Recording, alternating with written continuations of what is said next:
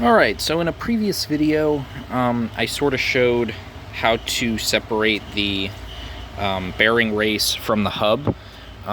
So I was just going to show, I hinted that it was possible to knock these out with a socket and a hammer. So I'm actually going to show that in this video today. 27mm socket, 3-pound weighted hammer. Essentially you just want something 3-pound or more.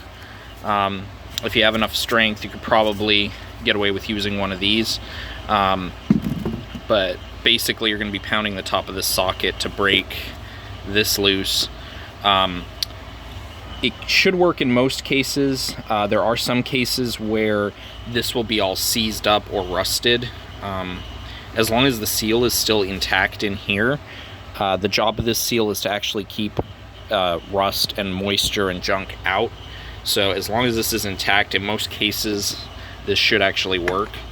And, with a hammer, instead of actually using a shop press to push this out, which, is the preferred method, but I'm going to show you guys how to do it this way. You do want safety glasses whenever you're striking things with a hammer, and you also might want some earplugs or ear protection, basically, so that you don't have to,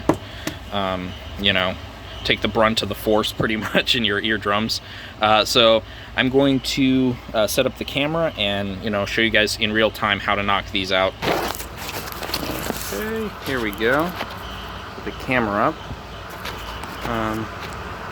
Sorry about that, kind of shifted. All right, so grab the knuckle, kind of support it. That's why you want the safety glasses.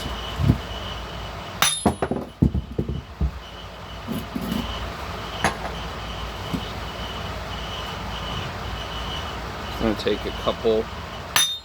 That was pretty good.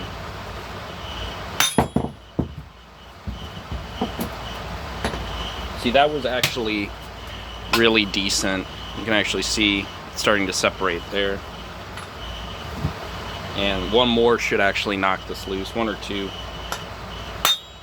One. Two.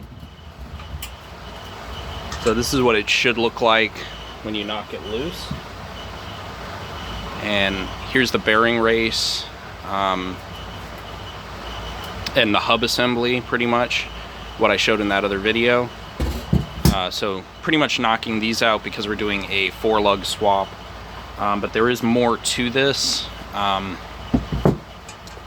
And sorry about the camera angle, but you're just gonna have to work with me here. We do have to pull this seal out, and there's a retaining clip in here, which is kind of a pain to pull out. But once you get it out, you can actually press this bearing assembly out. What I like to do is I'll reuse an old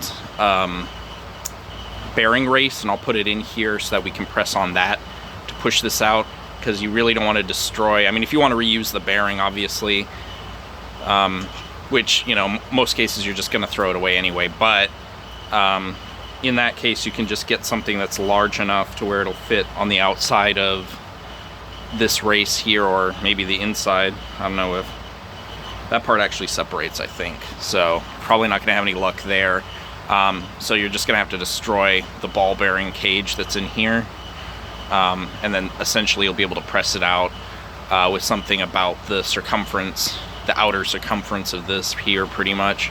But you do have to get the snap ring out of here, and that can be kind of problematic for some people. But yeah, if you like the video, consider subscribing. I'm going to have some more content soon. This was just kind of a follow-up to the last video I did on Galant gvr4, 1G DSM, Mitsubishi Expo, Plymouth Colt Vista.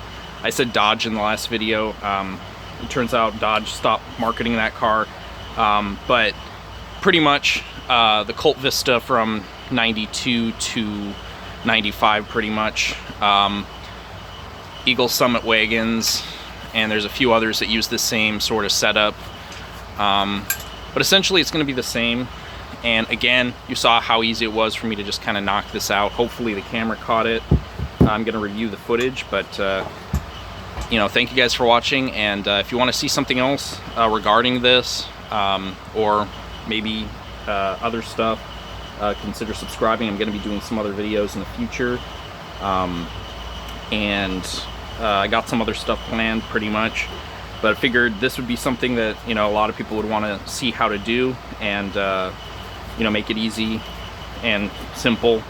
Pretty much socket, just knock this out, and you only got to remove that much of it. So you got to move it just a little bit to where once you get it halfway, you can pretty much go the rest of the way. And it's pretty simple with, you know, a 3-pound hammer and the tools that we have here. So just wanted to put that out there. Thanks for watching, and I'll catch you guys in the next one.